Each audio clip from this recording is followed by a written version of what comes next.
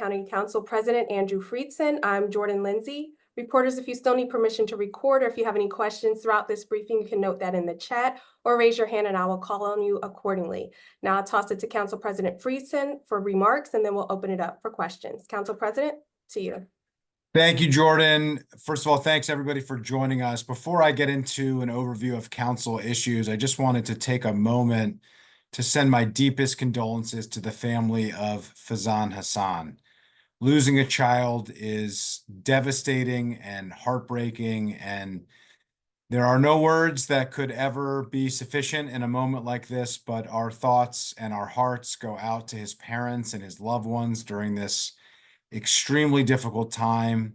May Fazan's memory be a blessing to all who know him and to all who loved him. And also wanted to express our thoughts with all those community members who were there at that event as well.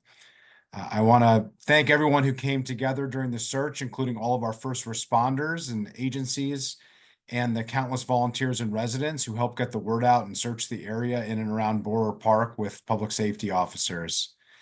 It is a unthinkably tragic situation, and just know that we are thinking of all of you when we are sending our thoughts and prayers to the Hassan family. Moving on to council issues, there are a few legislative items I just wanted to highlight that will help spur economic development in Montgomery County. Later today at 1 p.m., I'll be joining the CEO of the Washington Metropolitan Area Transit Authority, Metro, Randy Clark, County Executive Elrich, and members of our federal delegation in North Bethesda to announce an initiative to build life science focused center on Metro property at the North Bethesda Metro site and announce federal dollars coming to the project.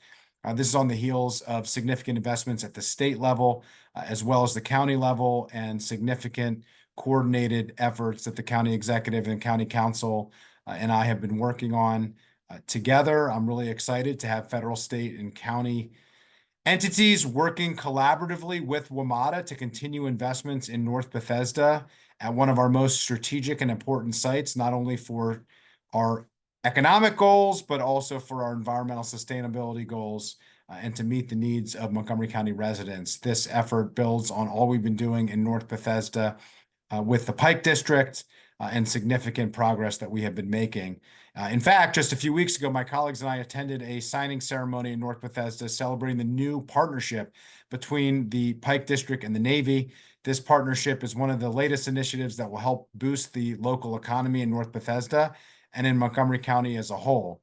Part of that partnership includes a collaboration between Capital Tech Bridge, which aims to prepare students to work at the Naval Surface Warfare Center's Carter-Rock division and enable local businesses to foster innovation together. Carter-Rock is one of the Navy's preeminent research and development facilities, and it is headquartered right here in our backyard in Bethesda. It's one of the many magnets for world-class talent that we have in Montgomery County and that we're so fortunate to have here.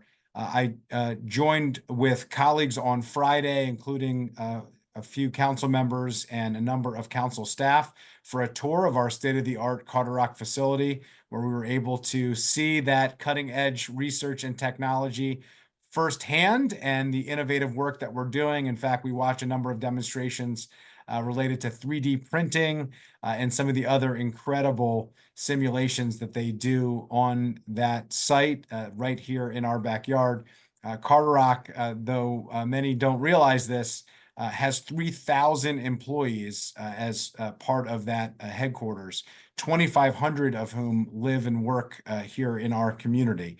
And so really exciting opportunity as well. So want to move on to some legislative items related to economic development.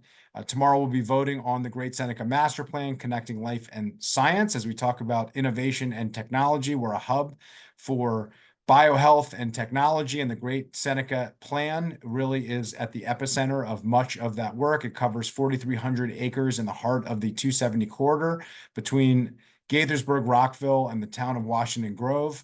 The Planning, Housing, and Parks Committee, which I chair, held 4 work sessions on the plan, and the council held their own work sessions and hosted a public hearing on the planning board draft this summer. My colleagues and I also had the opportunity to do a bus tour with planning and council staff of the area included in the plan, so we had a firsthand understanding of the area that we were talking about. The plan envisions the county's life sciences center as a complete community with a range of land uses, jobs, and diverse housing options, as well as services and amenities for residents and reliable transportation infrastructure. Part of the idea is to go from the outdated campus model where you have a building in a sea of surface parking disconnected from the other properties to the type of livable, walkable, accessible community that is integrated and connected to each other, that is more vibrant, that is more livable, that is more environmentally sustainable, and frankly, more desirable for workers to come to work, for people to live, and for businesses to continue to invest. We've been working for decades to cultivate the life sciences industry in the county, and the Life Sciences Center has played a significant role in establishing that corridor that has been referred to as DNA Valley as a globally known center for innovation, science, and technology, and one of the most important areas for where our higher education, medical services, and life sciences industries meet. The second item that is expected to be voted on tomorrow is an effort to formalize a long-standing program that we've had in the county and make some adjustments to it. The MOVE program, the Make Office Vacancy Extinct Act, it was introduced by the members of the Economic Development Committee after a couple of work sessions that they had on these issues. Council members Glass, Fani Gonzalez, Balcom, and Sales. I'm a co-sponsor of that effort along with several of my council colleagues and want to thank the lead sponsors and the committee for their work on this issue. The MOVE Act would help reduce office vacancies by providing up to $150,000 in grants for businesses to move and expand their operations in Montgomery County. Montgomery County is faced with almost 22% office vacancy rate, which has been exacerbated by the COVID-19 pandemic. There is a major challenge in the office market, not just here in Montgomery County and regionally, but throughout the country. This program is an effort to help address that. And with 76 million square feet of office space in the county, this is something that is very important for us to move forward on. We'll also be taking efforts to assist veterans in our community by voting on two items tomorrow to support those veterans that we're fortunate to have and we want to stay in Montgomery County. The first is Bill 624, which is a property tax credit for disabled veterans. Under Bill 624, a property tax credit would be available to an honorably discharged veteran who is at least 50% disabled as certified by the U.S. Department of Veterans Affairs and whose adjusted gross income does not exceed $100,000. Currently, if you're 100% disabled, you have access, but those who are less than 100% disabled do not.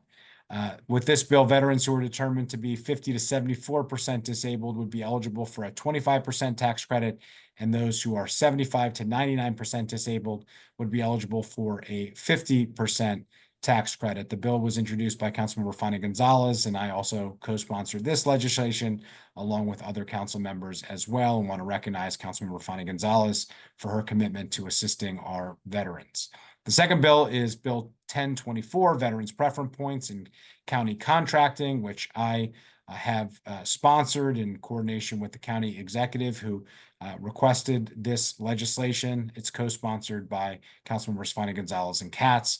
The Local Small Business Reserve Program is one of three programs administered by the Montgomery County Office of Procurement that provides opportunities for local businesses and small vendors to compete for contracting dollars with the county. This bill would establish preference points in that county procurement program for local small business owned by veterans that meet certain criteria. Those criteria include valid veteran-owned small business certification, VOSB, or service disabled veteran-owned small business, SDVOSB certificate from the U.S. Small Business Administration or the U.S. Department of Veterans Affairs.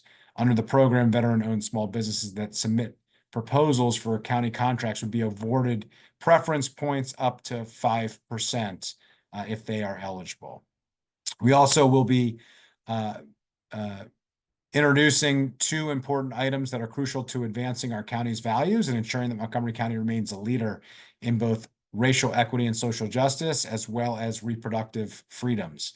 We will be introducing a resolution to approve the 20th Council's commitment statement to racial equity and social justice, which represents our ongoing dedication to addressing systemic inequalities and inequities and promoting fairness across all sectors of our community.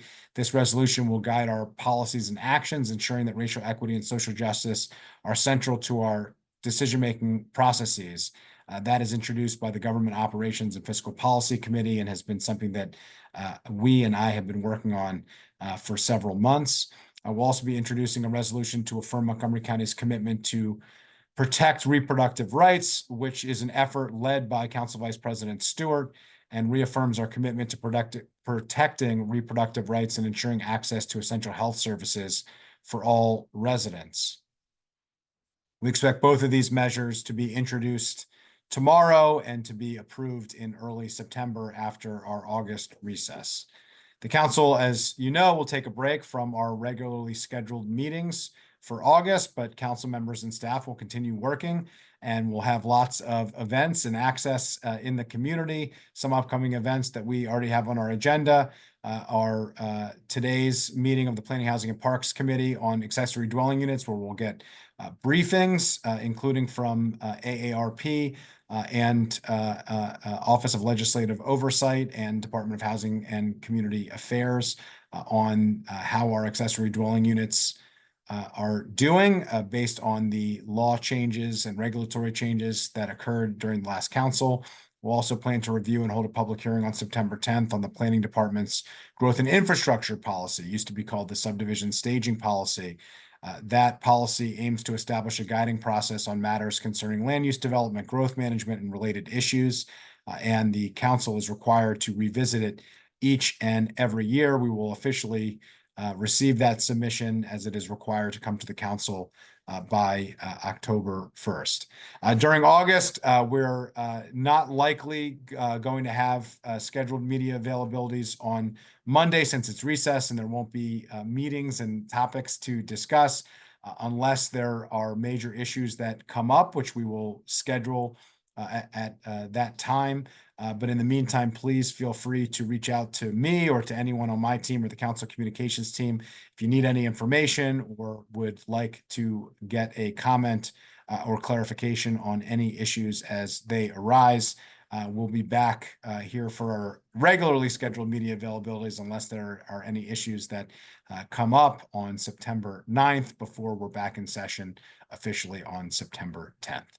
With that, happy to answer any questions. I will kick it back to you, Jordan, to help facilitate. Great, thank you, Council President. Reporters, again, if you have any questions, you can note that in the chat or you can raise your hand and I'll call on you accordingly. I'll give you guys a few moments. I see Kelly Lynn there, raised hand. Hi, good morning, Kelly. Good morning. I am working on a story today about that 6-year-old who was found dead in the pond. And I'm just wondering, although the search crews say that they did conduct 2 separate searches, it was volunteers who actually were the ones who found the child. I'm wondering if you think, Mr. Friedson, that there are some steps that could have been handled better to improve the county's response to that incident. Well, I'm very grateful for the response, not only of our first responders, but of volunteers. These are very challenging issues and something that obviously is heartbreaking and has struck a chord with all of us. I mean, the loss of a child is something that doesn't only impact the family, it impacts our entire community. There'll be a time for us to assess what occurred and if and when any changes should be made. I'll yield to the first responders for their after action reports that we'll receive, and we can take from there. I don't know that there are legislative changes that would be required, but if there are any process or procedural issues that could be looked at or addressed, we will take that up at the appropriate time. But right now, I think our most important response is to be there for the family and to provide the support that they need and to make sure that all the residents who were impacted by this terrible tragedy have the support that they need as well. Thank you. Thank you, Kelly Lynn with ABC 7. Up next, we have some questions in Spanish from Talia Varales with Univision. We will have the reporter ask the question in English, then Council President Friedson will answer in English, and then my colleague Marcela Rodriguez will interpret the answer. Talia, good morning to you. Hi, good morning. Thank you so much for your time and space. Okay, and the first one would be why is the Great Seneca Master Plan needed? What's going on? Is there an issue with jobs or diverse housing options or reliable transportation infrastructure? What's going on and why is it this needed for the better of the economy? Thank you for the question, Talia. This is part of our regular process where we revisit different areas and look at whether or not the land use and transportation and housing is appropriate to meet our current needs and the demands of the marketplace. And in this case, it's 4,300 acres in the heart of the 270 corridor in one of our most important and strategic locations that is at the center of our biohealth industry. And really the goal is to go from an outdated campus style where you have a building and a parking lot that surrounds it that is almost like islands unto themselves, and create a much more urban style of livable, walkable, accessible communities where people want to live, where workers want to be employed, and where businesses want to invest to really modernize the type of area that we have at the center and at the heart of our biohealth community, where we have universities at Shady Grove, where we have a number of major healthcare facilities, and where we have some of our most important and largest employers that are doing cutting edge technology. So it's not necessarily reflective of a problem. It's more part of our ongoing effort to ensure that we are modernizing to meet the needs of the economy, to meet the needs of our residents, to ensure that we have the type of transportation and housing and economic development opportunities that meet the needs of residents and businesses every day. Great, thank you, Talia. Marcela, to you. Thank you, Jordan. Lo que el presidente Andrew Friedson acaba de decir es que este plan no se ha elaborado precisamente porque haya algún tipo de problema, es simplemente para modernizar la zona y mejorarlo no solamente para el sector laboral, para los empleados, pero también para sus residentes, para que el ámbito del transporte también esté al día, sea modernizado. Precisamente se ha analizado la zona, la tierra, las viviendas y hay 4,300 acres a lo largo de la Interestatal 270, donde es el sector principal para el ámbito en las ciencias. Entonces, repetimos, esto es para modernizar y apoyar el desarrollo del condado y apoyar también a las empresas, a los trabajadores de la zona. Thank you. Gracias. Thank you, Marcela. Talia, did you have another question? Okay. Yes. Okay. And this one, I would like to have it in Spanish. What does the MOVE Act consist of? ¿En qué consiste este proyecto de ley de MOVE Act? Yeah, the MOVE Act actually is the codification, the legislating a program that actually has existed for many years and make some changes to it. This is an effort to provide up to $150,000 in grants to businesses that move into Montgomery County for new space or expand their existing space. And it's part of an effort to fill vacant office space to ensure that we have a vibrant economy.